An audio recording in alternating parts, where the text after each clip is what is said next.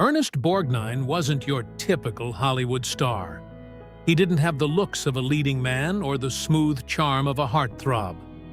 Instead, he had a rough, unforgettable face, a booming voice, and a talent that made him impossible to ignore. From Navy veteran to Academy Award winner, Borgnine's journey was anything but ordinary. He played ruthless villains, lovable underdogs, and even a superhero in a cartoon about a talking sponge.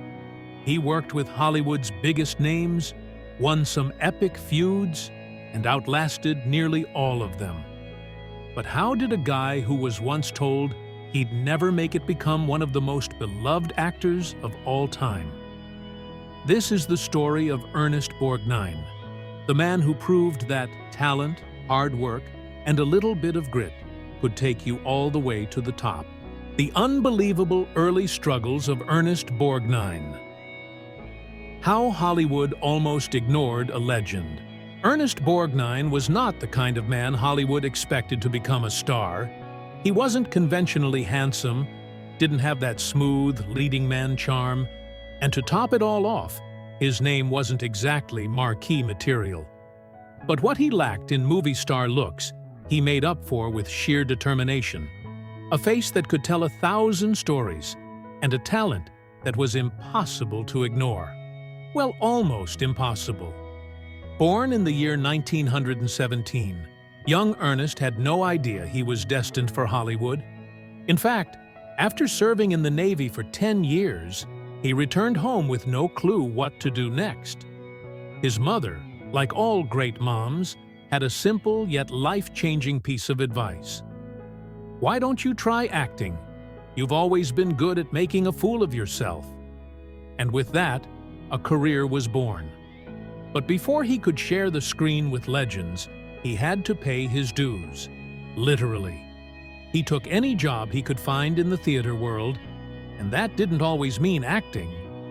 One day, he was painting sets. The next, he was fixing costumes. If someone needed a sandwich, he was suddenly a waiter. He was like the human version of duct tape. Just slap him anywhere, and he'd hold things together. Finally, he landed roles on stage, appearing in plays like The Glass Menagerie and Harvey. But Hollywood wasn't exactly rolling out the red carpet. Casting directors scratched their heads, unsure where to put him. He was too rough-looking for romantic roles, too funny for serious ones, and somehow too intense for comedies. It was like he had the perfect face for crime dramas, but the perfect personality for a sitcom. Hollywood simply didn't know what to do with him. Years passed, and rejection after rejection came his way. At one point, he probably thought, maybe Mom was wrong.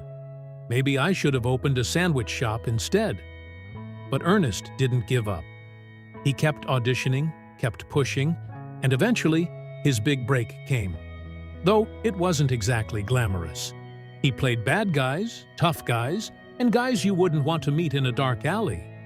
His first major role was in From Here to Eternity, as a cruel sergeant who made life miserable for Frank Sinatra's character. How Ernest Borgnine crashed into Hollywood and became an unlikely star. By the time Ernest Borgnine got his big break, he had already faced more rejection than a door-to-door salesman in a no-soliciting neighborhood. Hollywood didn't know what to do with him. He wasn't dashing like Cary Grant, didn't have the cool swagger of Humphrey Bogart, and wasn't tall and brooding like Gregory Peck. Instead, he had a face that looked like it had been carved out of a mountain and a voice that sounded like gravel being poured into a bucket. But somehow, that's exactly what made him unforgettable.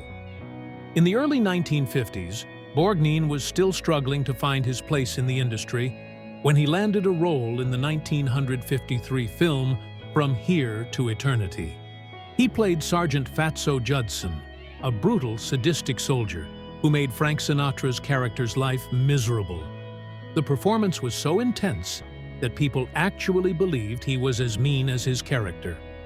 In fact, after the movie came out, Borgnine started receiving hate mail. That's when he knew he had really made it, because in Hollywood, nothing says great acting like people genuinely believing you might be a terrible person in real life.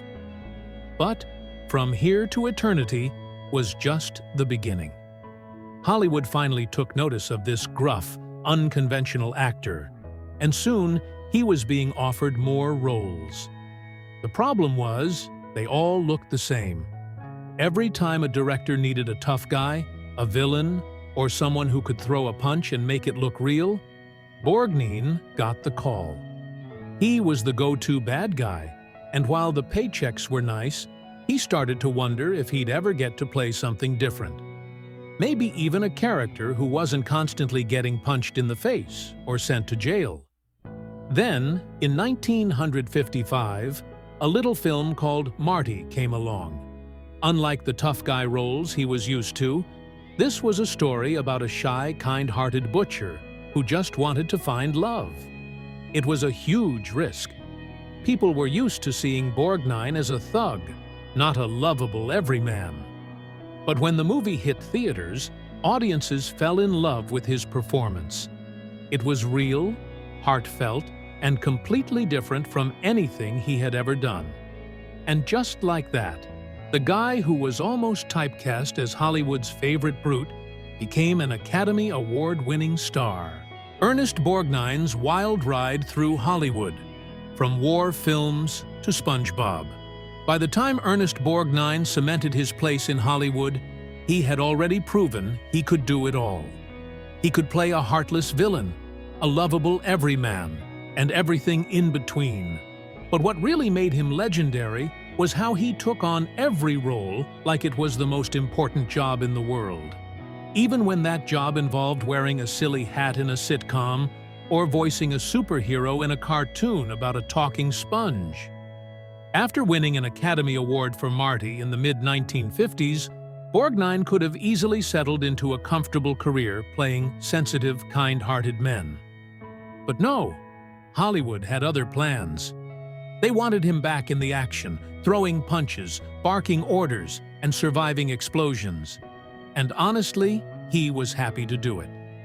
One of his biggest hits came in the late 1960s with The Dirty Dozen, a war film that was as explosive off-screen as it was on. Borgnine played a tough general overseeing a team of criminals turned soldiers, and it became one of the most successful war films of its time. Then came The Wild Bunch in the late 1960s, a movie so violent it made audiences clutch their pearls. Borgnine played Dutch Engstrom, a rugged outlaw in a gang of aging gunslingers who were just trying to survive in a world that was changing faster than they could keep up with. The film was brutal, bloody, and unlike anything people had seen before. Borgnine, of course, loved every minute of it. He once said he didn't mind the violence as long as the story was good. And in this case, it was legendary. Just when it seemed like he was going to be stuck playing tough guys forever, Borgnine surprised everyone by jumping into television. He starred as the hilarious, mischievous Lieutenant Commander McHale in McHale's Navy during the early 1960s. The show was a hit, proving that Borgnine wasn't just great at throwing punches, he was great at delivering punchlines too. And just when people thought he had done it all, he became a children's icon. In the late 1990s, Borgnine took on the role of Mermaid Man in SpongeBob SquarePants. By that point, he had played hundreds of roles, but somehow, a retired underwater superhero became one of his most beloved characters. Even in his 80s and 90s, he was still entertaining audiences, proving that some legends never slow down. Ernest Borgnine's wild adventures in television and his brush with danger. By the time Ernest Borgnine hit the small screen, he had already built a name for himself as one of Hollywood's toughest actors. He had fought in wars, both real and on-screen, survived bar fights, gun fights, and more explosions than most people would see in a lifetime. But what truly made him a legend was that, even in his later years, he still had the energy of a man half his age. Whether he was dodging bullets in an action film or flying helicopters on television, Borgnine never slowed down.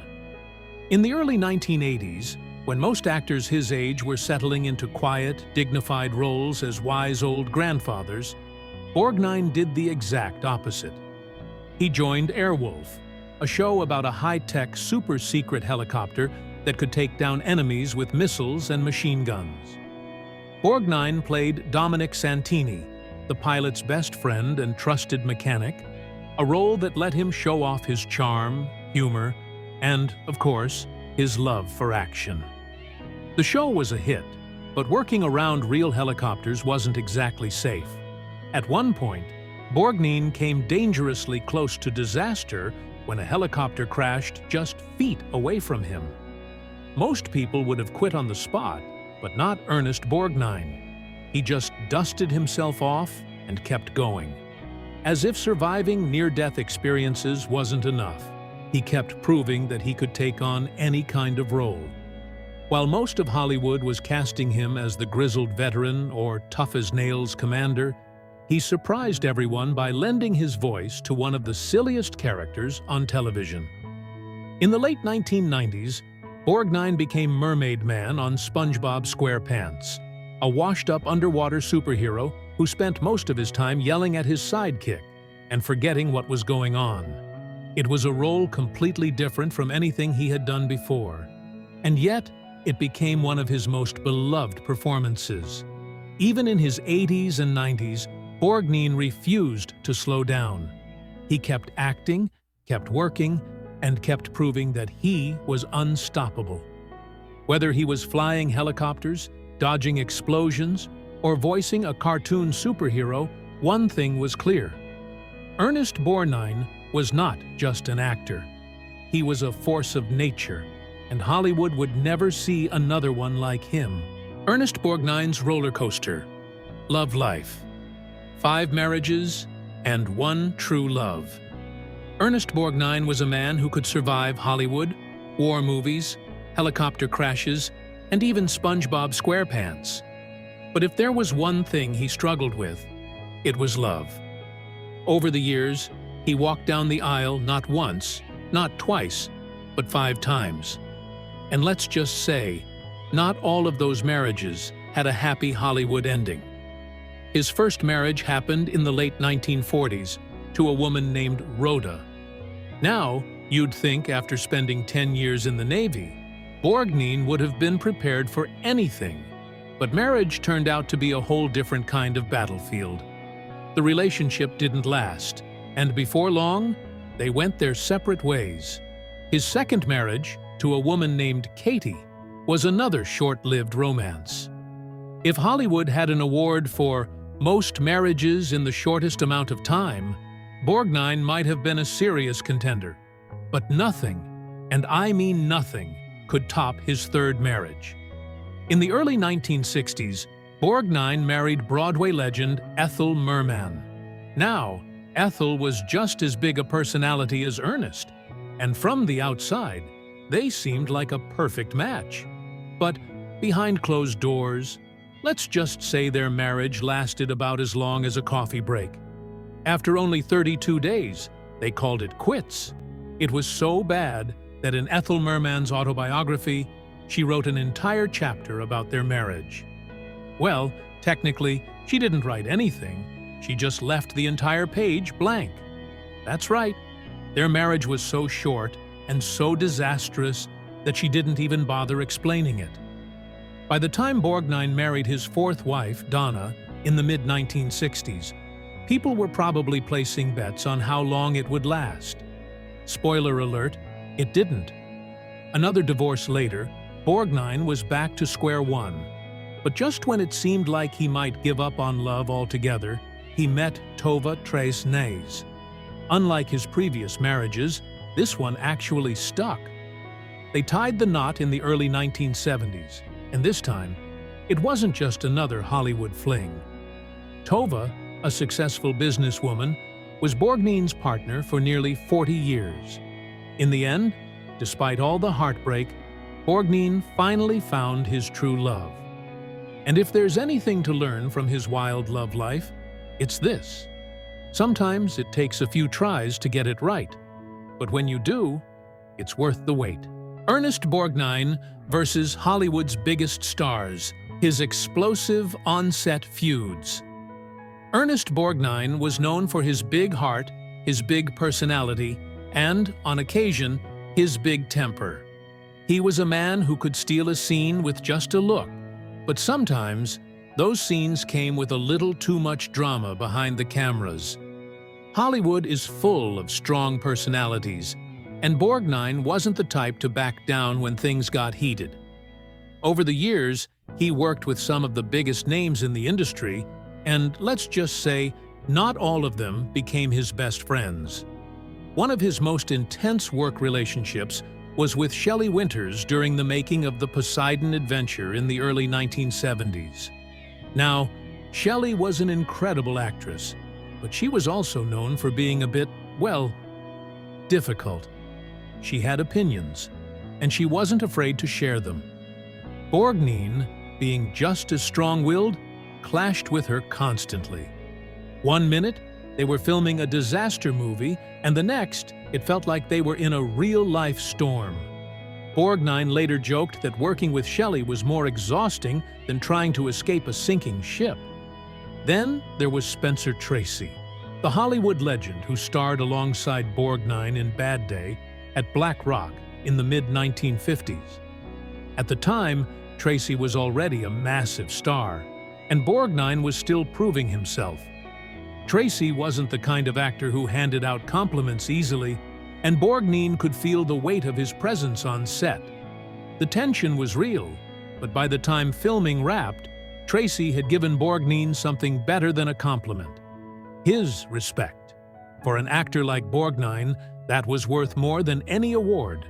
But perhaps the wildest on-set drama happened when Borgnine witnessed the legendary feud between Joan Crawford and Mercedes McCambridge on the set of Johnny Guitar.